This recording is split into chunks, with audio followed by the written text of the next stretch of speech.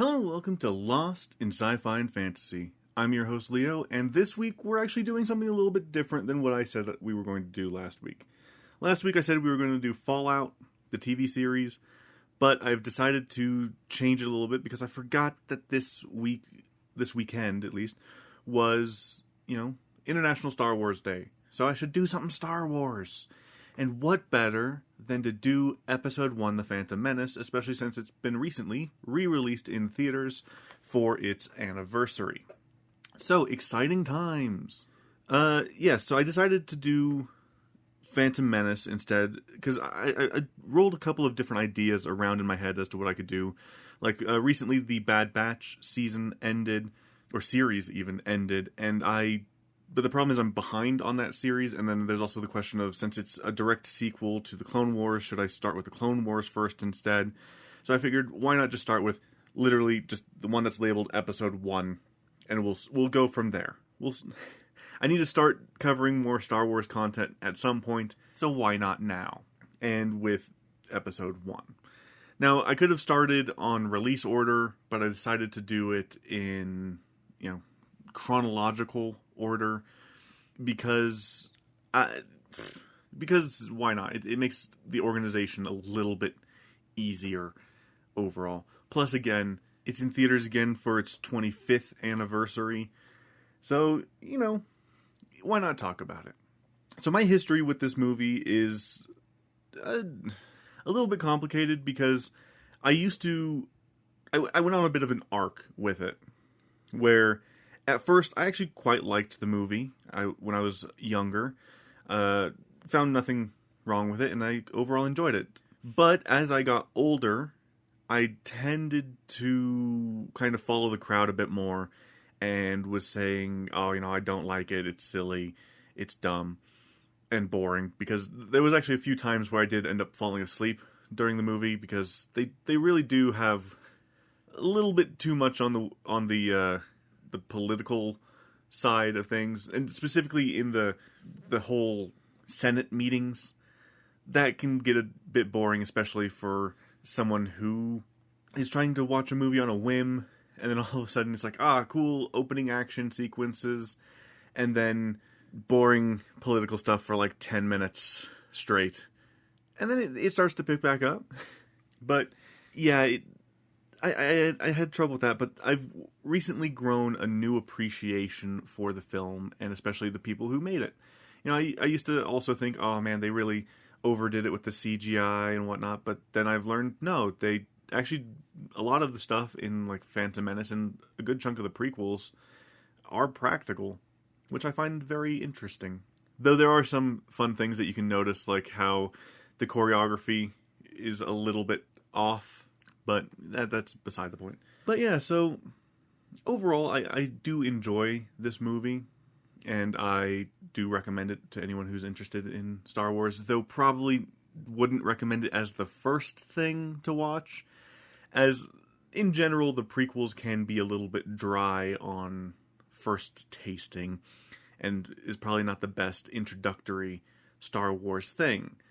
I also learned that when I tried showing like a friend who hadn't watched Star Wars, and yeah, it's a bit of a dry intro for better stuff down the line. Personally, my favorite Star Wars things are Empire Strikes Back, Rogue One, The Last Jedi, and of course I love the video games and a lot of, but not all of, the books. But overall, I do generally like most Star Wars things. The things that I would label as that I don't really like, I really don't like Star Wars Resistance, because I feel like it was a squandered opportunity. Like right when it was just starting to maybe get its footing, they ended the show. And yeah, and that's because they decided to do a weird setting for it. But I'll probably eventually talk about Star Wars Resistance and why I don't really like it at another time. But Rebels, I had trouble at first, but I grew to like it. Clone Wars, I have a bit of a rough feeling about the first 2 seasons, but after that, I genuinely do enjoy just about all of Star Wars The Clone Wars. And then I've only seen the first season of Bad Batch. I still need to watch the other two. And then I also need to watch this new anthology series, as well as the second season of Visions, I think I still need to watch as well. And I also have to watch Ahsoka, and I love all the live-action TV stuff. Yeah, I like Star Wars. In fact, as I'm recording this, I'm wearing a Star Wars shirt. It's one of my favorite franchises. But with that said, let's go ahead and start kind of diving into the story. And as I go along, I'll probably mention a few things here and there.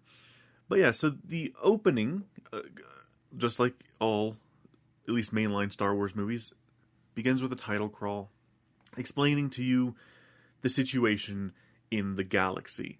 Now, it starts off okay. The first line is fine, because I do have the opening crawl open in front of me. So the opening crawl states this: turmoil has engulfed the Galactic Republic. The taxation of the trade routes to outlying star systems is in dispute. So the first line's good, turmoil. Then the second line falls apart almost immediately, because it starts talking about taxation of trade routes, which, one, even if you look at it as like, oh, this is supposed to be a new entry into the series, so they're trying to simplify the plot. This is not simplifying the plot at all, of course. It's making things like, no kid understands taxation or trade routes, really. And for adults, that's just kind of boring. So then the second paragraph is, hoping to resolve the matter with a blockade of deadly battleships, the greedy Trade Federation has stopped all shipping to the small planet of Naboo.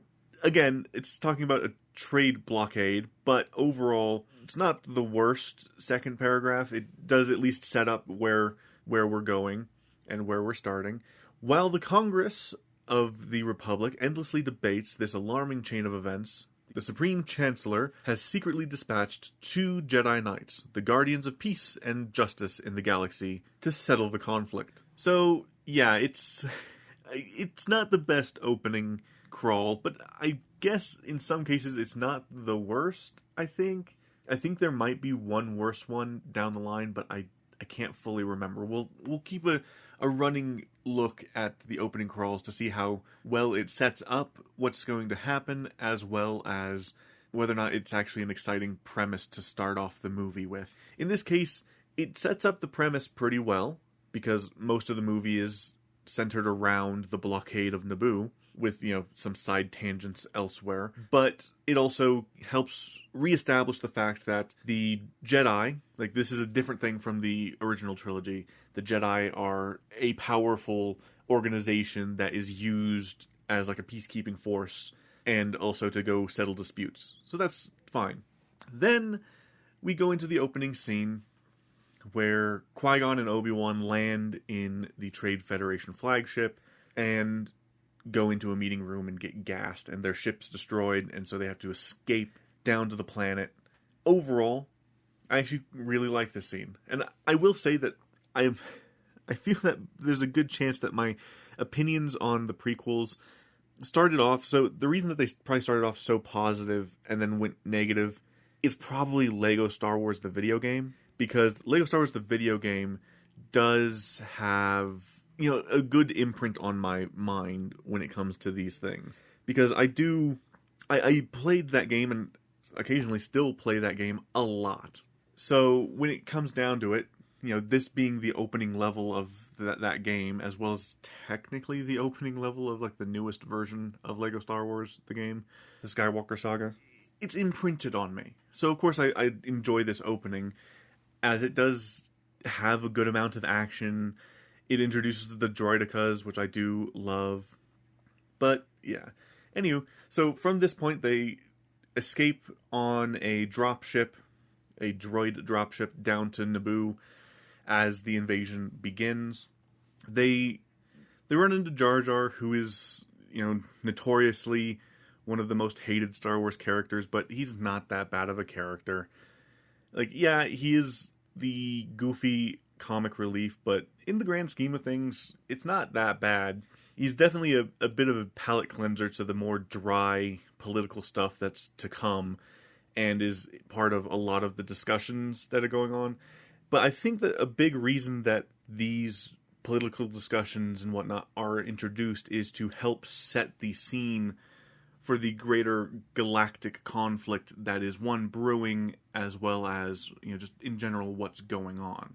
And yeah, it's meant to be the first movie in the thing where in A New Hope they were targeting a lived-in world, so there wasn't much need for explanation of things and political organizations or anything like that. But since they had to pretty much go back to the start, they decided to go through and start establishing what, factions were going on and political organizations and just in general what's happening. And while it's not necessarily good, it is at least kind of understandable. But anyway, so they escape with Jar Jar's help to the Gungan city, and they're able to acquire an underwater submarine thing. There's a nice underwater escape sequence where the classic line, "There's always a bigger fish," is uttered. They work their way up to, I believe, Theed, the capital of Naboo, and they work their way through to save the Queen Amidala. They rescue her, get her off planet, and in their escape, their hyperdrive is damaged. So they have to go to the nearby planet of Tatooine to try and get a replacement hyperdrive. They go to a parts shop run by Watto and tended over, or partially kept an eye on by Anakin, because Anakin and his mother are slaves that were sold from a hut, or lost to in a bet from a hut, to Watto. It's a thing. Anakin offers to help them out by racing in the Bunta Eve pod race in order to get them enough money to afford the hyperdrive. Meanwhile, Qui-Gon and Watto end up having a bit of a side bet because Qui-Gon senses in Anakin great Force ability, so he runs a bit of a bet. He tries to get Anakin and his mother in the bet, but Watto decides to say, "No, it's one or the other. I can't have you taken both. So, we'll use a chance cube." Qui-Gon fudges it to where Anakin is the choice, and so that is who it will be, though Watto doesn't believe that Anakin will win. Well, he does, because he's, it's one of the longest sequences in the film, is the pod race, and that's pretty much the best way to summarize it, is he does. There's some mechanical difficulties because Sebulba is trying to sabotage the race, but it doesn't work out. But in the end, Anakin wins. They get the hyperdrive, and they go off to Coruscant so that they can plead with the Senate to get aid for Naboo. But sadly, the pleas tend to fall a bit on deaf ears, so they decide to come up with a plan B. The plan B being that they are going to try and team up with the Gungans, try to harbor peace between the Naboo people. So, try to harbor peace between the Naboo people and the Gungans. So, what they decide to do is they try to find the Gungans, but they've gone off to a hiding place, so they have to go find them in the hiding place and establish contact. They're able to establish said contact, and thus begins their plan of running around trying to retake Theed, as they're able to gather some Naboo military forces as well as the Gungans. So the Gungans, the whole plan is that the Gungans will keep the bulk of the droid army distracted in the fields outside of Theed, while a small strike force goes in to take over. Basically, the plan is to have a strike force go in, free the pilots that are there, so that they can go get control of their ships, fly off, and try to take out the remote control ships, because all the droids are remote controlled by the battle stations in space. What are they called? Lucrehulks. They do that, and it actually goes pretty well. Though they do run into Darth Maul, who's been kind of popping up here and there. There was a interaction on Tatooine where Darth Maul attacked Qui-Gon as they were getting aboard the ship after the repairs. So after they work their way through, they get the pilots into their ships. Anakin is told to sit in one of the ships and just kind of hang out. And in the end, he accidentally engages autopilot, which sends him off out into space. And once he gets control of the ship, he's able to fly around, and he goes into the Lucre Hulk and is able to destroy it from within. So overall, good there. Meanwhile, on the ground, Qui-Gon and Obi-Wan fight Darth Maul, running around, and they chase him into the reactor core, I think, of Naboo. And there they have a battle, but Obi-Wan and Qui-Gon get separated. Qui-Gon gets ahead, fighting with Maul, while Obi-Wan is kind of stuck behind and has to wait. And he's a bit too slow, and Qui-Gon does end up dying. So Obi-Wan comes in, tries fighting Maul, gets knocked into the central pit, but is able to jump out, slice Maul in half, and push him down the pit himself, just in time for Qui-Gon to die, asking him to take care of the boy and train him. So Obi-Wan goes and gets permission from Yoda to continue Anakin's training. Because there was a thing on Coruscant, because when they go to Coruscant, and the pleas fall mostly on deaf ears because they don't want to stir up too much fluff. There is a council meeting as well, where Qui-Gon asks to train Anakin, but it is deemed that Anakin is 1, too old, and 2, he holds in him too much fear, and that leads to the dark side. So, because of those combinations of too old and too much fear, there's a chance that things would go wrong. But I believe, Qui-Gon pretty much just says, I'll train him anyway, so it's fine.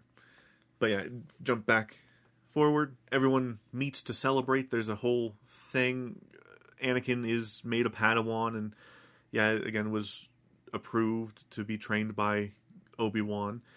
And then there's celebrations and whatnot. But overall, yes, I really do enjoy this movie. My favorite thing about the prequels, I think, are actually the droids. I like the droid designs, as I just found them very interesting. They're really cool, and that's probably part of the reason I really enjoy the Clone Wars TV series, is because, it's mostly against the droids and shit.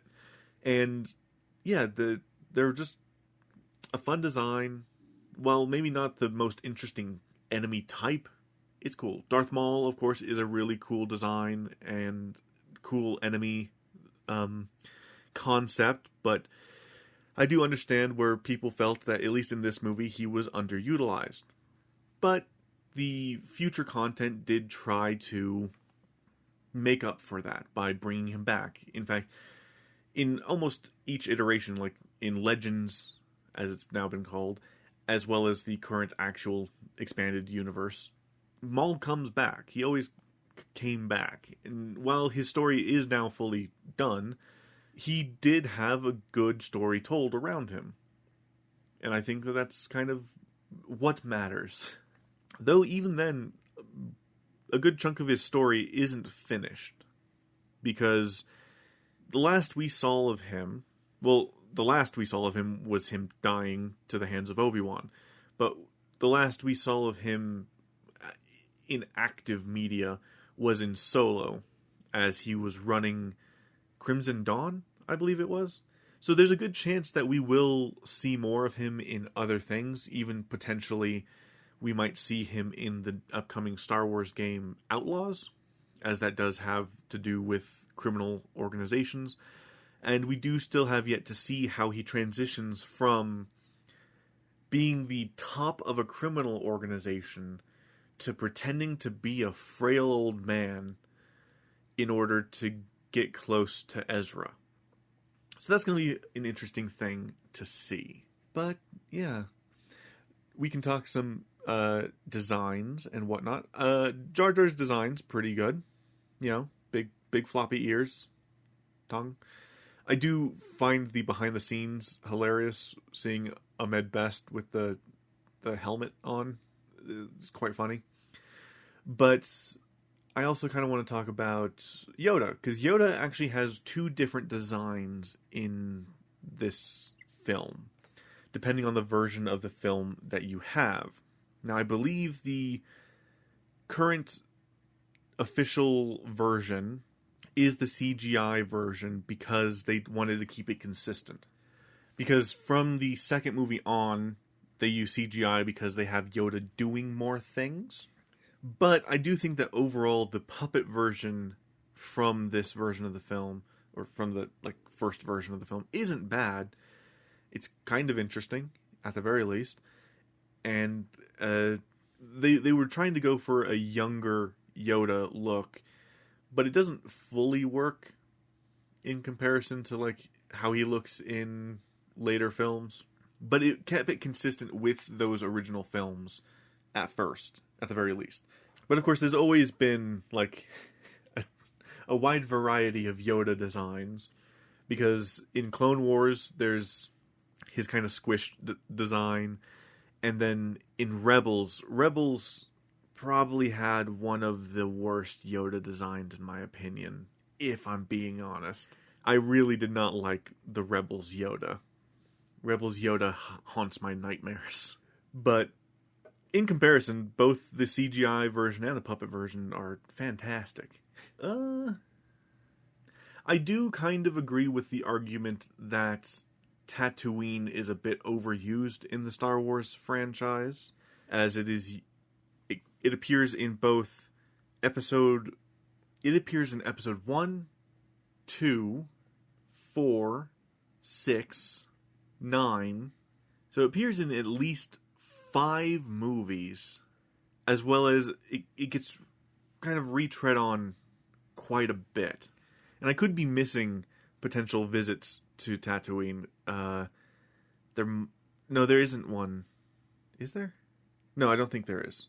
I don't think there's one in episode 3. Though I could, of course, always be wrong.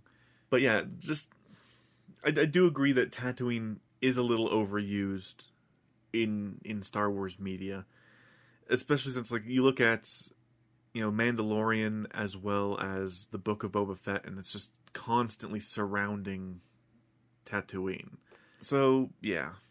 With any luck, things will get more interesting as new movies come out. I'm still waiting on a new movie to come out. I believe there's supposed to be one that comes out next year. Which one that's going to be is not fully known, I don't think. We were supposed to have one, I think, last year. I think we were supposed to have the Rogue Squadron movie last year, but no. I think the new movie's probably going to be the new Daisy Ridley one, because that's the one that I think that is getting the most traction as discussions are going on. But we'll see. We'll see what happens. But yeah, overall, I think that this movie, while flawed, is still looked upon quite favorably by fans nowadays, especially in hindsight. Because I do know that when it first came out, it was a beloved movie. People were super excited, and they went back and watched it multiple times. They bought the novelization. They burned through the novelization multiple times. They loved it. But then the initial hindsight came in, where they looked back on it without the, rose-tinted glasses that is hype. And they looked at it a bit more critically. But then it started to swing a bit too far in the opposite direction, where instead of just looking at it a bit critically, they decided to just completely tear it down. So it went from, oh, we absolutely love it, to, oh, we absolutely hate it. And then, I think it's now settled to, it's a flawed gem. Is it bad? No. Is it fantastic? No. But is it overall okay? Yeah, I think it's okay. And it sets up, the things that have come from this, like Maul and Kenobi, the TV series, all of the stuff that's sprung from this is fantastic. Like, all the elements that are referenced from this in Clone Wars, in Mandalorian, in Rebels, in the movies even, they're good. They're really good. But I do understand the issue with the fact that, it is a bit dry. And that is why I do recommend that you don't start with this movie. If you're going to start somewhere, probably it's best to start with A New Hope. But even that, at points, can be a bit dry. Because I'll be honest, I also fell asleep during New Hope when I first watched it. So, I can't fully judge there. But personally, I would say either start off with one of the, more contained movies, like your Rogue One or your Solo, because those movies get you a decent insight into the universe without necessarily having the main series as a weight upon you. Or you could start with a TV series or something. Just pick something that people generally say is pretty good. Watch it. If that movie has a lot of context-sensitive stuff, maybe watch The Thing before it. But otherwise, give things a look-see. Start with The Mandalorian. Start with, something. Star Wars is good, but I wouldn't start here, necessarily.